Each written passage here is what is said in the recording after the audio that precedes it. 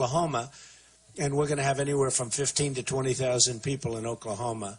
The place is packed. We're going to be turning away people, unfortunately. That's one of the problems of the indoor. Last time we went to Oklahoma, we had 20,000 people at least outside. You know, outside you can have as many as you want. Inside it's a little bit tougher, right? It's a little bit tougher. But no matter where we go, we went to Dallas, we had 20,000 people. Mobile, Alabama, we had 35,000. Everywhere in Iowa, we're packed. Everywhere in New Hampshire, everywhere in South Carolina, everywhere we go, we're packed. It's just determined by the size of the room. So I just want to thank you all. It's early, I know, and it's a little bit cool outside, right? We're going through a little bit of a cool spell. I don't know, despite global warming, it's awfully cold in these different places. It is really cold. I never thought of Iowa, you know, I'm here so much, and I never thought of Iowa with such cold weather, but we're having a little bit of a cold spell. Don't we love it? We love it, right? So I just want to thank you all for being here. We're going to have a tremendous, I think we're going to have a tremendous, thank you, darling. Thank you. I love your hat, too. Make America great again. Make America great again. Thank you. Wow, I like that. Wow. That's great. Look at her. She's a fan. I know one thing. On February 1st, she's out at the caucus. There's no question about that. She's going to caucus. By the way, speaking of that, you have to get out February 1st because otherwise... Okay, good. Thank you. Good. February 1st, so important. Otherwise, honestly, we're just wasting our time. You know, it's wonderful. You'll hear me speak for a little while and all that. We're all wasting our time. Somebody called, a major reporter, great reporter, actually, very liberal in this case, and that's okay. They could be good, too. They're putting their point of view. But the question was, how does it feel? I said, how does what feel? How does it feel? Because this was about 4 months ago, the summer of Trump, they called it, right? And probably they thought that that would be the end and then would fade into oblivion. You know, they've been waiting and waiting and waiting, and we keep going higher and higher and higher. And now they're not waiting so much anymore. That's the good news. They've been with me a long time, these people back there. We've been suffering together, the reporters. We suffer together. I call them untruthful, and they sort of just take it. And actually, it doesn't hurt them because, you know, the truth, sometimes they understand it. But we've had a hard time with them. But some are very good, about 25%, tops. But we've been together now for a long time. But you know, it's interesting. So this reporter called the summer of Trump. How does it feel? I said, doesn't feel like anything. What's to feel? He said, you've done something that nobody has ever done before. What's happening here in terms of what's happened with, you know, with even concept, with the way to run a campaign. Because if you look at what I've done, I mean, now I'm spending money, but I've spent no money, practically no money. And a guy like Bush spent $79 million, up to 79, maybe even over $80 million. And he's down here at the bottom, and I'm at the top. And I said, wouldn't it be great if we could do that with our country, where we spend less money than anybody else and have the best product? You know, it would be really, no, wouldn't that be great? But he said, how does it feel? And I said, it doesn't feel anything. He says, no, you don't understand. Even if you don't win, which I don't like to hear, even if you don't win, what you've done, it's never been done before. I said, let me tell you something. If I don't win, I've wasted my time. That's the way I view it. You know, maybe they'll say, hey, Trump ran a good campaign. Who cares? Doesn't mean anything to me. I guess I'll go back to building buildings and things, right? I do a good job with it. And employing a lot of people. But he said that, and I said, no, you don't understand. It really, if I don't win, it's a whole different ballgame. It means nothing. Everything I've done, everything my incredible people have done with Hope and Corey and Tana and everybody and Chuck and Sam, honestly, it doesn't mean anything. It doesn't mean anything. So we want to get in, we want to win. And when I say win, we got to win here. And if we can win here, we're going to run the table. I'll tell you we're going to talk about that in a second. But when I talked to the reporter, I meant win for president. Because if I don't win for president, even if I won the nomination and didn't win, I would consider that a major loss. And other people would say, oh, what a great campaign. Not a great campaign. Because the only way we can really do real change, not Obama change. Remember, change. We got change all right. I know the farmers got real change. They can't plow. They can't do anything now with the water problems and the puddles that go, and they call them a lake. You know, it's considered a lake. The puddle forms when you land. It's 4 feet by 4 feet. Oh, that's considered a lake. You can't touch it. This is reserved water. I mean, what you're going through, or what everybody's going through with regulations and everything. I mean, look, everything you look at, all of that's going to be gone, and we're going to go back to being a healthy, strong, beautiful, and beautifully run nation again. So important. So we're going to go out, and I just want to say, so February 1st, you got to get out there. You got to bring your friends, and I joke and I kid. If you don't feel well, no matter what's happening, if you have the worst day of your life, doesn't matter. You have to get out there. You have to caucus, and we're going to bring it home. I mean, ideally, we're going to bring it home. I'll tell you how important Iowa is, though, and I've been saying this more and more as we get to the finish line. Can you believe we're almost at the finish line? February 1st, the big day. You start it all.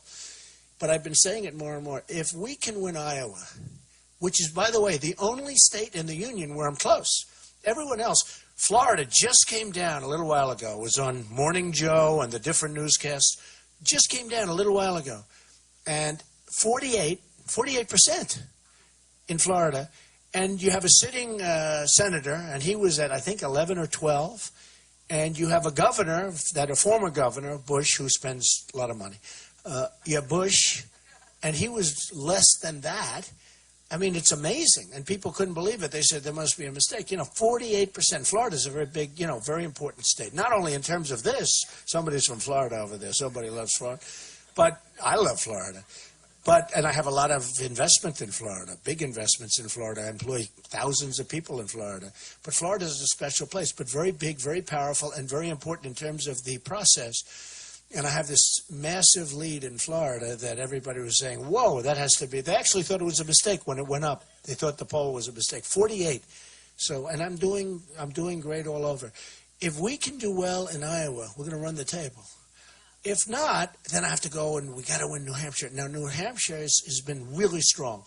But they say bad psychological things happen if you lose.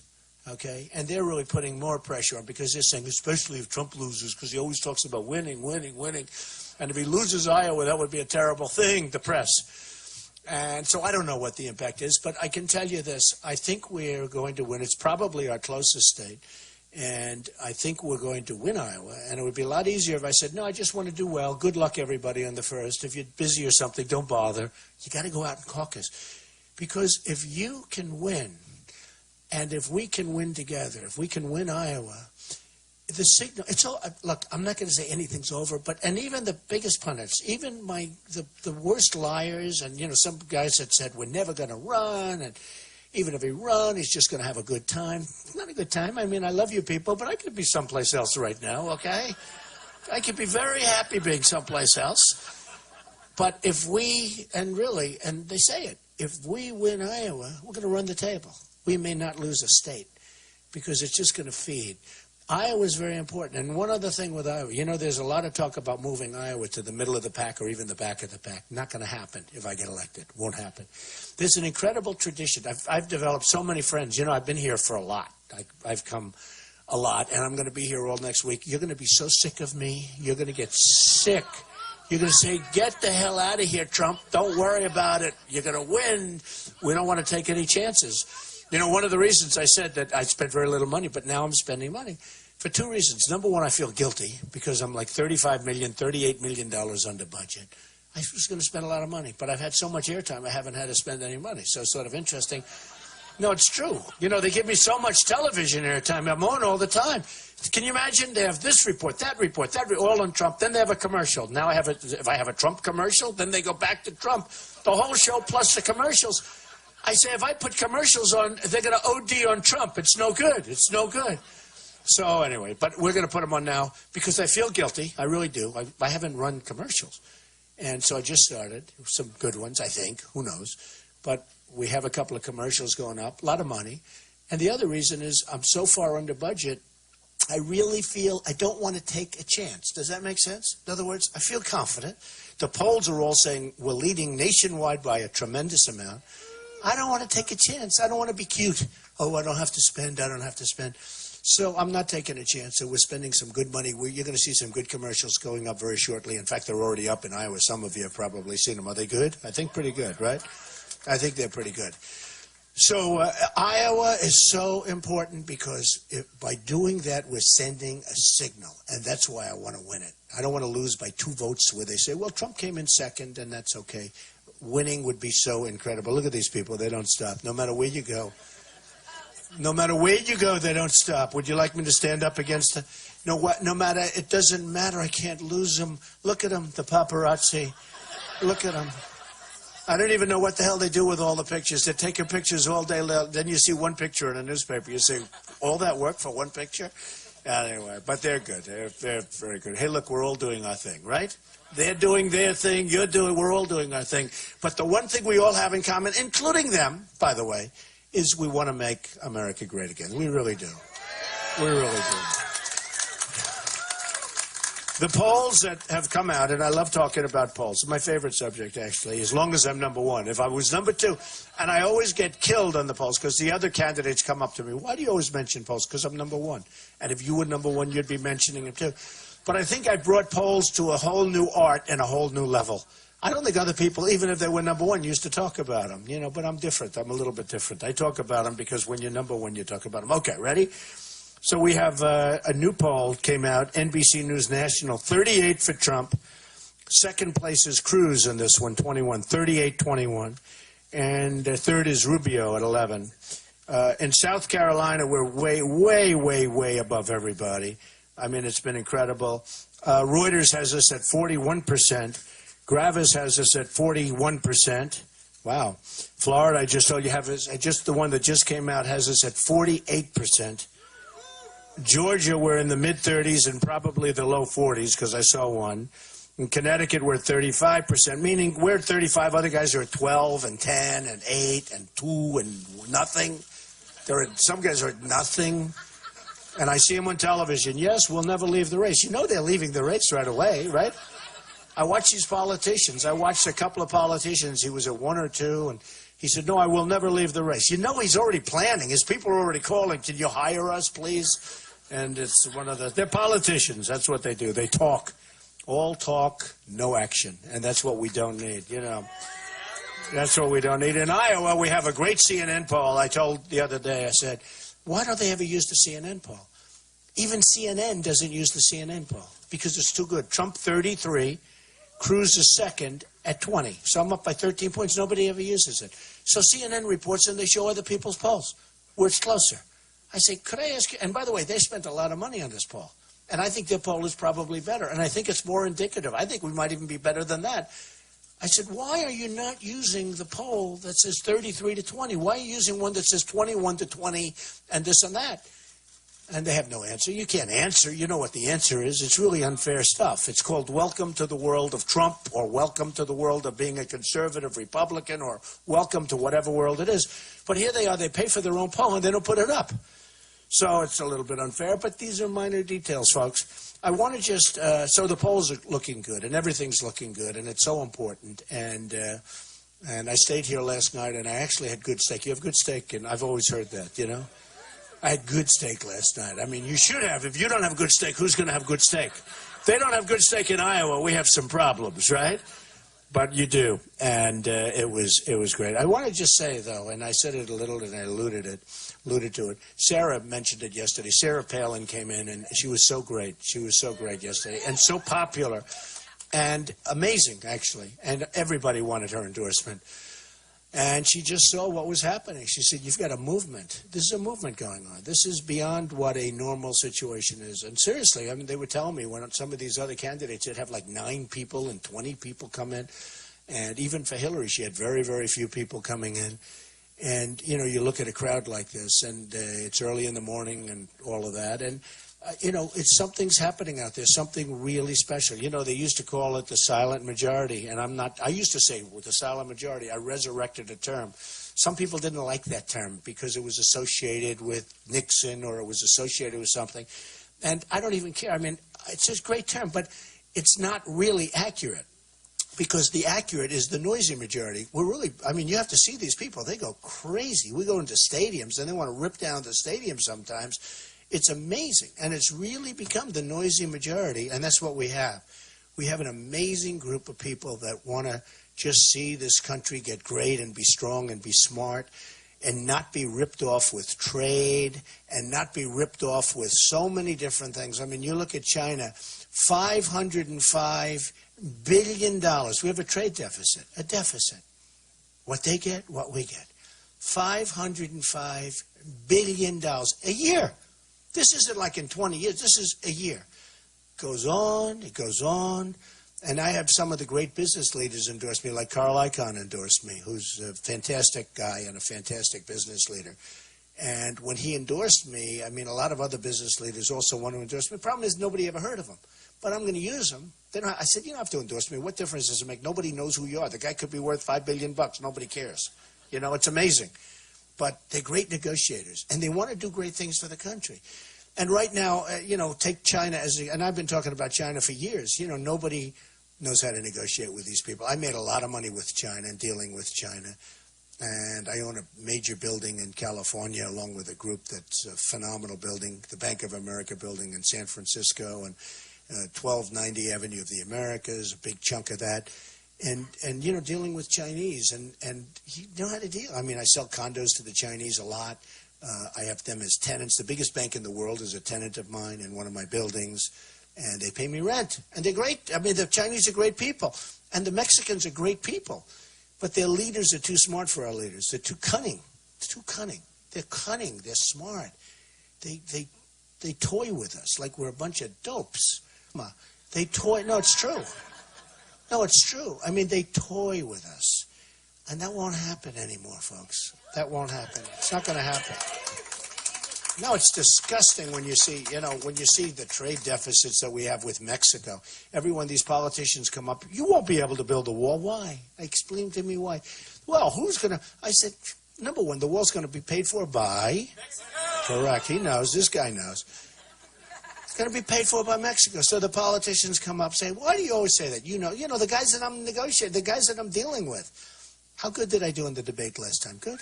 Well, I've never done this stuff before.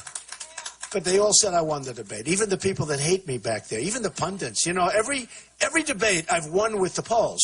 They do the polls. Drudge, who's an amazing guy, by the way. You have Drudge, and you have all these different polls. Time Magazine, and Slate, and PBS. And I win, almost all of them, and on the debate. And I'll get 40%, 50, 60, even 70%. Who won the debate? It's a lot when you have 14, 15 people up there, and you get 70%. But I get a lot, and I've done well. But this last debate, for some reason, even the pundits finally broke down, and they said Trump won. It's nice, okay? Took them a while. And now we have another debate coming up. I hope I get treated fairly. Some people on that debate stage that I don't know if they'll treat me fairly, but we'll see. But I hope they won't. I don't think they will either, frankly.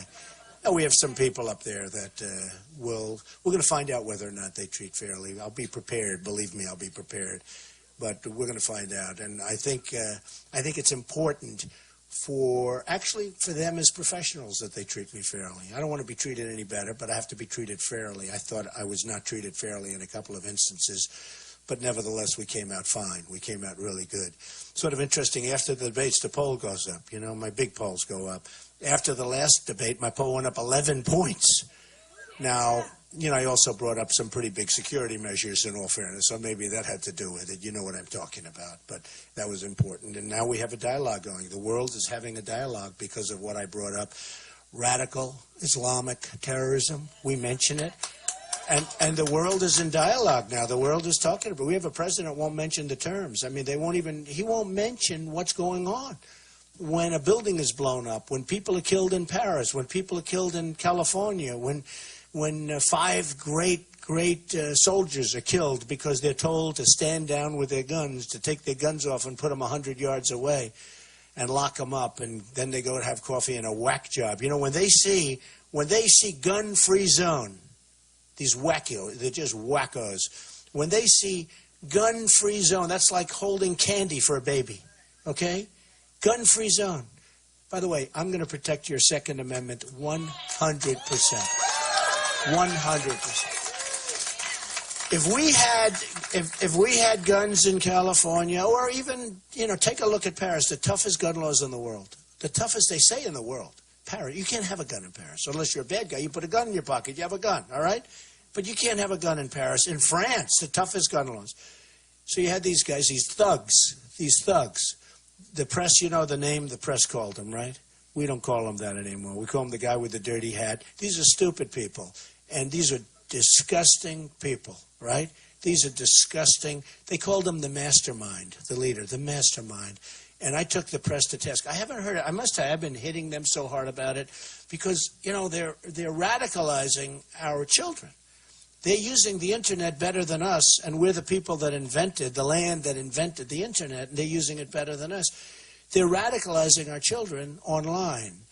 And they're going around the press calling them mastermind, the mastermind, this and that. And I'm saying to myself, why are they calling them mastermind? Why would anybody call them mastermind?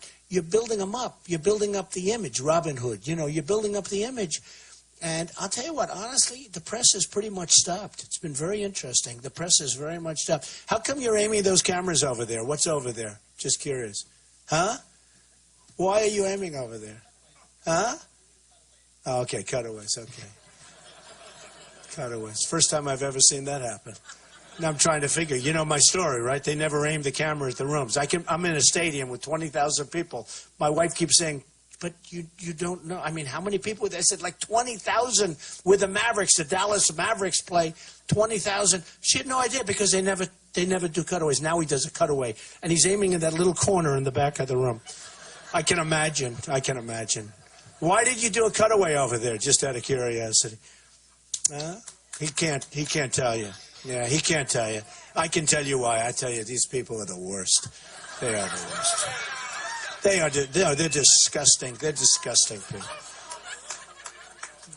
So anyway, isn't it really terrible though? It's really terrible. And you know, the one thing that's never, I'll call them out. Other people, they just sit there, they don't call anybody out. But we call them out. They're really dishonest people.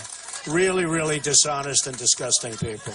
So we're out there, and I will tell you, we will do things that nobody else can do. And when they say, but Mexico can't pay for the wall, so of course they can.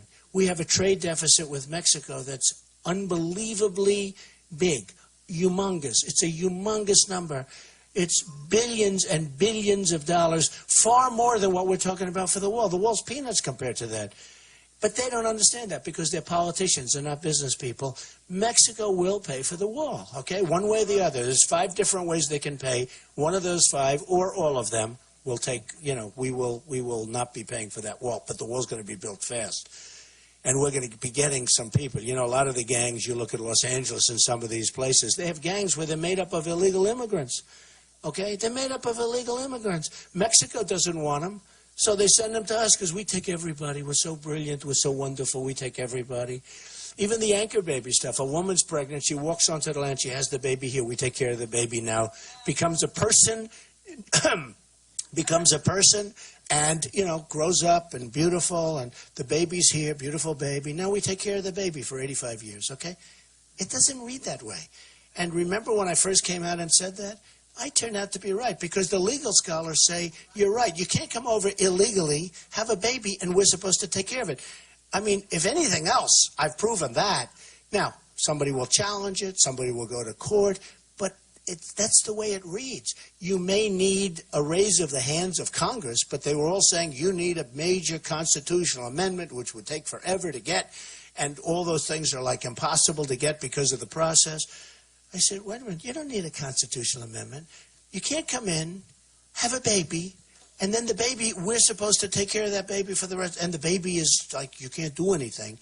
It's nonsense. Well, now the great legal scholars, the real legal scholars are saying, Trump is right, okay? Trump is right. And, you know, and I'm very good. When it comes to the law, I've been through plenty of law. And, you know, speaking of law, Ted, do we all like Ted Cruz? I like him. I think he's a nice guy. No, you don't like him? All right. He's fine. He's two-faced. A lot of people don't like him. A lot of people don't like him, frankly. But look, Ted Cruz has a problem. He's got a problem. He was born in Canada. He's a Canadian citizen until just recently. Canadian citizen. And he's running for president. And a lot of lawyers, and you've been seeing him on television, you've been reading about him in the papers, a lot of people are saying he's not allowed to run for president because he wasn't born on the land. You know, natural born citizen. There's a real question as to what that definition is. And some of the best lawyers in the country, some of the biggest lawyers, Lawrence Tribe of Harvard and others, say it's unsettled law. It's totally unsettled. And honestly, Ted has a problem, because how can you have, let's say you have him as a candidate and he's running, and then you find out you lose in court, you don't have a candidate all of a sudden. Or let's say even worse, let's say he wins and the courts say that he's not allowed to run. I mean, you got to find out. So you go for declaratory judgment, you go into the courts, but he actually has to go in to the courts. Now, I understand he was sued recently over the last couple of days. In fact, I understand there are 2 lawsuits out there. But there will be more. The Democrats will sue if they're going to run again. They're not going to sue now. They'll take their time. But at the right time, just as sure as you're standing here, sorry we couldn't give you seats, there's too many people, sorry about that. But just as, just like you're standing here, the Democrats are going to sue. So how can you be running with a cloud over your head? Now, Hillary's running with a cloud over her head, too. It's called, you know what the cloud is, right? He says it's called indictment. Well, no, I mean, what she's done is unbelievable that she's getting away with this. I think, personally, I think they're protecting her, and they're going to continue to protect her. A lot of people say that's impossible because she broke the law so much worse than anybody else. I mean, there's never been anything like this. Look at General Petraeus, what that man has gone through. And now they want to take away his title. And I would say this, leave him alone, okay? Right? Leave Petraeus alone. We have other problems. We have ISIS. Focus on ISIS. Don't focus on Petraeus. No, they want to reduce him in rank. I think he suffered enough. But look at the way he suffered. And by the way, I mean that. Leave him alone. Don't reduce his rank. Just leave him alone. What that guy's gone through. He made a mistake. Leave him alone. But what he's gone through and what others have gone through, and Hillary is just looking like she's sailing in. Now, she might not win of her own volition. I don't know. She's not doing very well. But on the assumption she won, I don't know how you can run for president. But she has a different kind of a problem. But he's got a problem of uncertainty. You just don't know. I mean, you just don't know. So let's see what happens with Cruz. But it's very hard to let somebody go through a whole long process, and at the end of the process, should he win, they're going to be suing him, just like he's already being sued. And the fact is, he was born in Canada, and he was a Canadian citizen. I mean, that's big stuff. And that's, you're talking about 15 months ago. He was actually a Canadian citizen. If you think about this, he was a Canadian citizen while he was a United States senator. He was a joint citizen of the United States and Canada. But how do you do that? And he said he didn't know about it, which is interesting. He didn't know about it. So I don't think you can have a situation where, gee, I didn't know about it. Then in his papers, his financial applications, it's a very, very strict, he didn't put in a couple of minor things. He said he was going to sell assets to run for the Senate and all of this. Well, that's not what he did.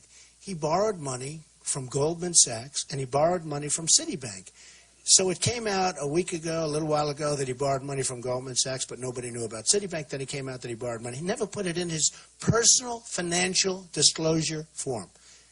That's a big no-no. If I did that, can you imagine the headlines of me? I have billions and billions of dollars of stuff. I put in almost 100 pages. Every reporter back there, they've gone over every word. I mean, you haven't heard anything. I mean, I have professional people doing it. But you haven't, I guess I got the right professional people, because believe me, if there was 2 cents worth of mistake, I'd have nothing but, newspaper headlines. But I put in almost 100, the largest personal financial statement ever written, ever done. Almost 100 pages. And it's fine. It's fine. It's gone over by everybody, and it's fine. Here's a guy with 2 bank loans that we know of. But the problem is he didn't do it purposely, because what he wanted to do is say, I will protect you from Goldman Sachs. I will protect you from Citibank. And I will protect you for the banks, because I'm Robin Hood, and I'm this wonderful senator, and I'm going to protect you for these banks. And then he's borrowing from the banks. And by the way, he's got personal guarantees, and he got low-interest loans. Got low-interest loans, at low interest. And now he's going to go after Goldman Sachs. Doesn't work that way. Goldman Sachs owns him. Remember that, folks. They own him.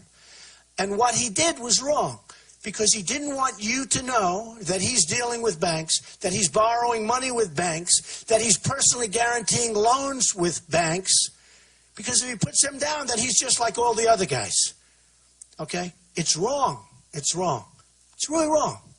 And you can say what you want, but it's absolutely wrong. So he's got a double problem. He's got that problem because it was just revealed. And now everyone say, oh, I thought he was trying to protect us. Well, what's he going to do? Be rough on Goldman Sachs when he has a personal guarantee for like whatever the number was, $1 million?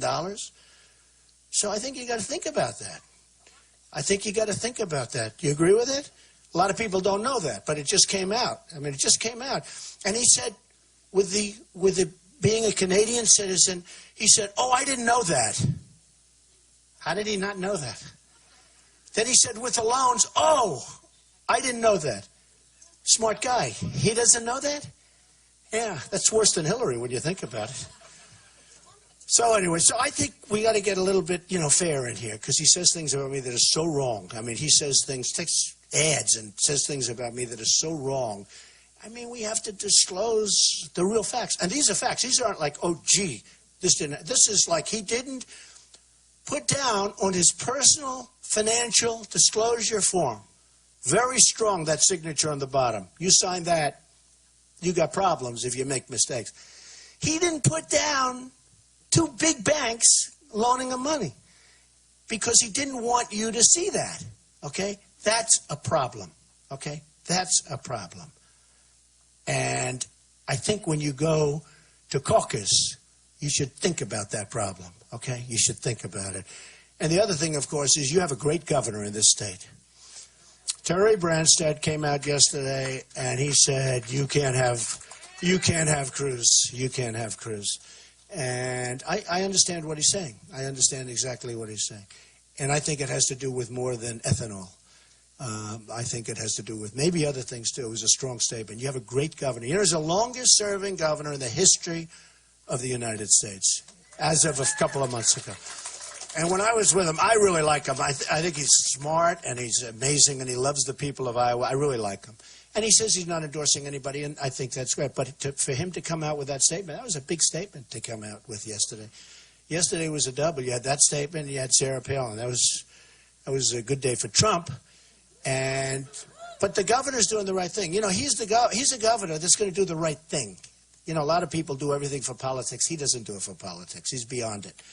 And he does what is the right thing. So he's an amazing guy, I can tell you that. So we've got to keep him elected for a long time to come, folks, right? We want to have him, let him double up his record. But it's an amazing record. Think of it. In the history of the United States, he's the longest-serving governor. The history of the United States, that's a lot. So we are going to do tremendous things. We're going to work hard on trade. I'm going to get the smartest, the best, the greatest people in the world. We're going to work really, really hard on trade. We're going to work really, really hard on everything. And when we work hard, we get it done. We're going to get the best people. We're going to make the best deals. I joke sometimes, we're going to win, and we're going to win again and again and again. And you're going to be begging me, please, Mr. Trump, please, President Trump, no more victories. We can't take any more victories. We can't take any more victories. Please, let's lose a couple of times. Please, I'll say, no, we're never going to lose. We're going to make America great again. And everyone goes crazy. We have fun with it. We have fun with it. But we are. We're going to win so much. We're going to win so much.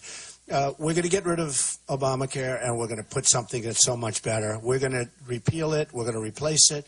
We're going to get, I'll tell you what, there are so many better things that are out there. But your premiums are going up. You see what's happening, 25, 35, 45%. Your deductible is through the roof. You almost have to be dead to try and collect any of the deductible.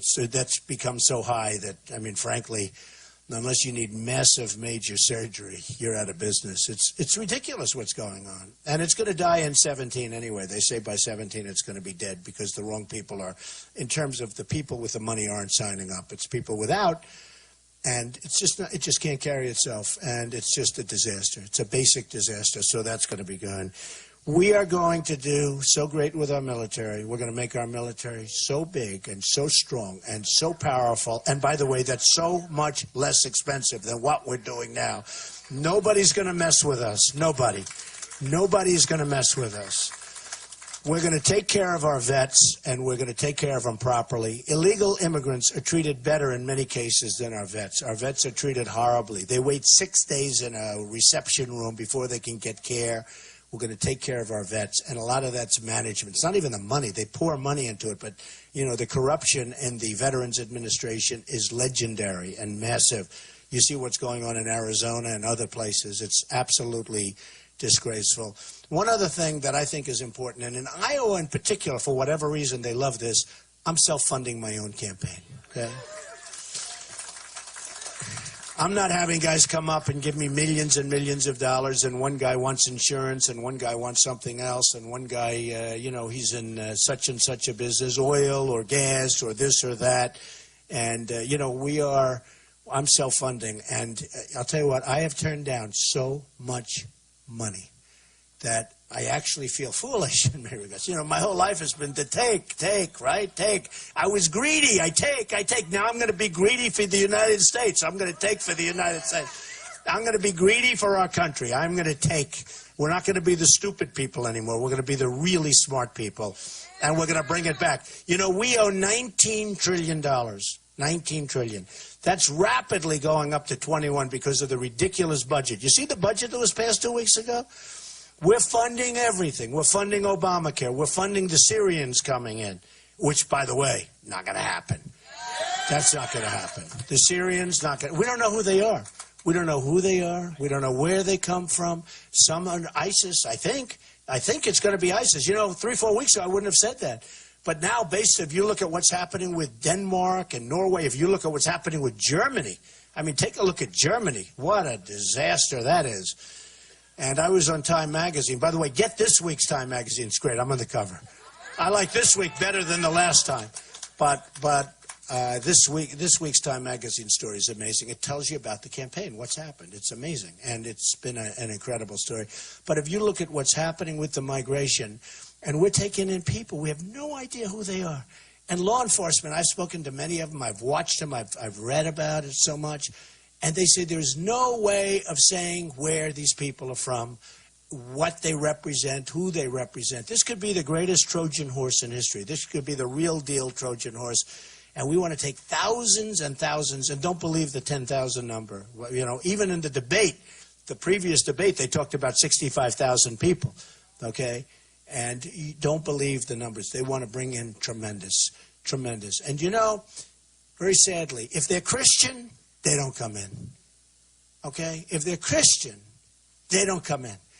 And before this whole mess, if you were in Syria 2, 3, 4 years ago, one of the top experts told me this on borders and on the military. I mean, this is a real guy that really understands what's going on.